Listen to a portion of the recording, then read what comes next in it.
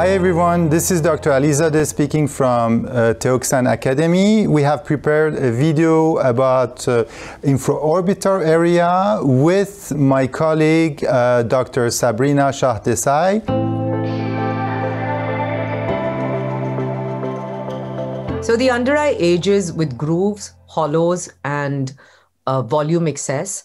And the three grooves that we need to identify are the tear trough groove, which is the bony origin of the orbicularis oculi muscle and runs from the inner corner of the eye to the mid-pupillary line.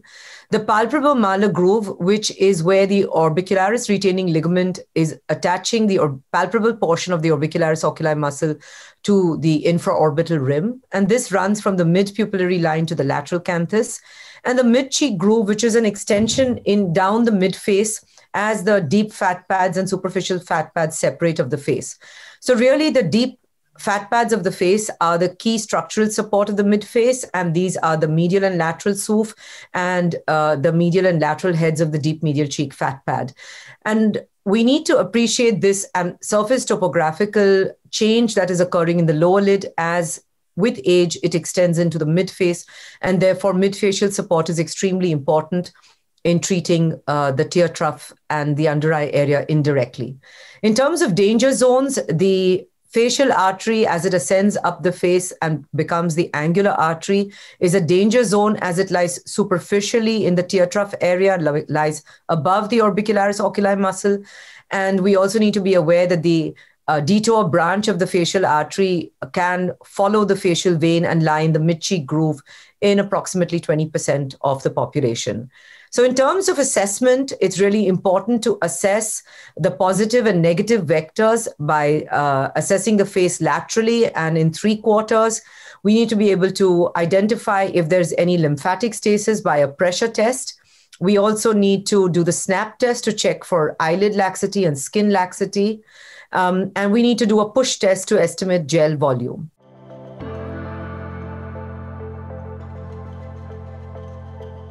I've divided the face in two parts, the hemiface, the right and left.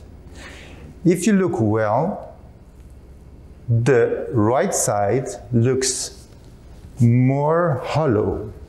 It looks thinner and there are more shadows.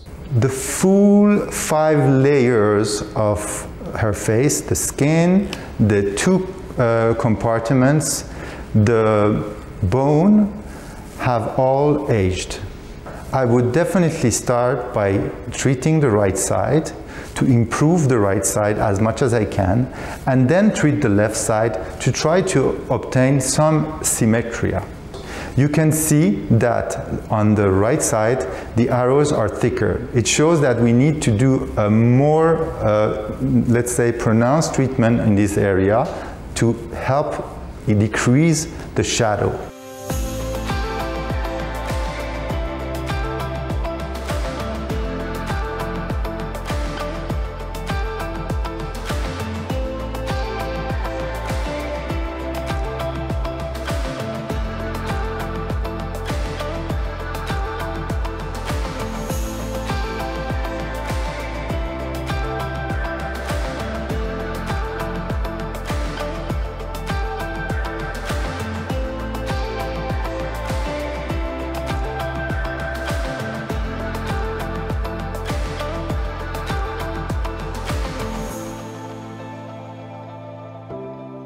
She has a long tear trough and palpebral malar groove. And then you have the loss of volume in her cheek. She has a negative vector. If I put my finger here, the eyes is in front of my finger. So we are in a case where it's the best solution is to start by injecting the cheek, to volumize the cheek before treating the tear trough.